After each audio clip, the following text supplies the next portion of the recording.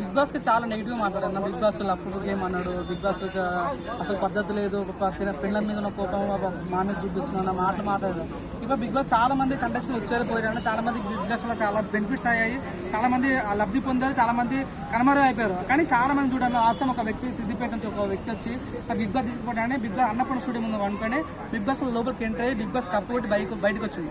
So తన నువ్వు అన్నాడు కాదని అప్పుడు ఆయనకు 1,00,000 సబ్స్క్రైబర్స్ ఉంటే 1.2 మిలియన్ సబ్స్క్రైబర్స్ ఉన్నారు తనకి. సో నువ్వు అన్నాడు కదా ఎంతో కొంత బిగ్ బాస్ కు మనకు కానీ చూసే వాళ్ళకి కూడా బిగ్ బాస్ మొత్తం మన ఊరిలో నేర్పించేది ఏంటంటే అక్కడ ఫోన్ ఉండవు, సెల్ ఫోన్స్ ఉండవు, పేపర్స్ ఉండవు, ఏముండవు, అసలు బయట ప్రపంచంతో కనెక్షన్స్ ఉండవు. ఆ టైంలో మన జెన్యూనిటీ మనం ఎలా బతకాలి, ఎలా మాట్లాడాలి, ఎలా ప్రవర్తించాలి, ఎలా బిహేవ్ చేయాలి మనం బిగ్ బాస్ నేర్పిస్తుంది అవునా కన్నా. సో అట్లా బిగ్ బాస్ పట్టుకొని నువ్వు చెత్తల బిగ్ బాస్, లఫ్ట్ గేమ్, బిగ్ బాస్ సెన్స్ లేదు, బుద్ధి లేదు, దమ్ముంటే జోగ్ అన్నాడు అంటున్నాడు అన్న, జోగ్ అన్నాడు, నేను జోగ్ అన్నా కదా అంటున్నాడు. జోక్ లా కనిపిస్తా అన్న. అంత జోక్ అంటే బిగ్ బాస్ డోర్ ఓపెన్ చేయడన్నా, జోక్స్ అంటే బిగ్ బాస్ సీరియస్ అవ్వడన్నా, జోక్స్ అంటే నాగార్జున కట్టు రాడన్నా, జోక్ లా కనిపి ప్రజలు చూడన్నా.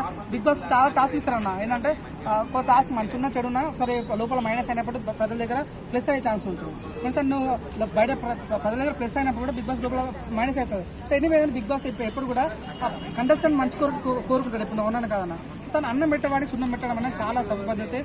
లోపల పర్సనాలిటీ, బయట మున్సిపాలిటీ చెప్పేవాడిని నీతులు, లోపల బూతులు ఈ రకంగా అభయనమి ప్రవర్తన ఉండడం వల్ల సో నిజంగా బిగ్ బాస్ నచ్చలేదు ఉన్నాను కదన్నా. అంటే ఆల్రెడీ బిగ్ బాస్ చెప్పాడన్న క్లియర్ గా.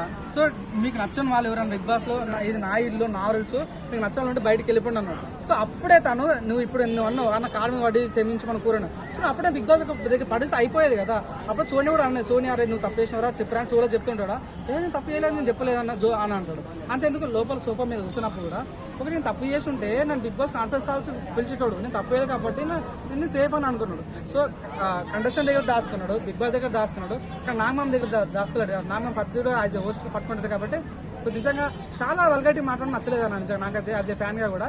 సో నేను చూడన్నా యాక్చువల్లీ ఇద్దరు ఒక అమ్మాయి అంటే యష్మిక, ప్రేరణ లాంటి వాళ్ళు గేమ్ ఆడారు. ఈ అభయ అనే వ్యక్తి గుడ్లక్కడ కావాలన్నాడు. ఇది ఎంతవరకు కరెక్ట్?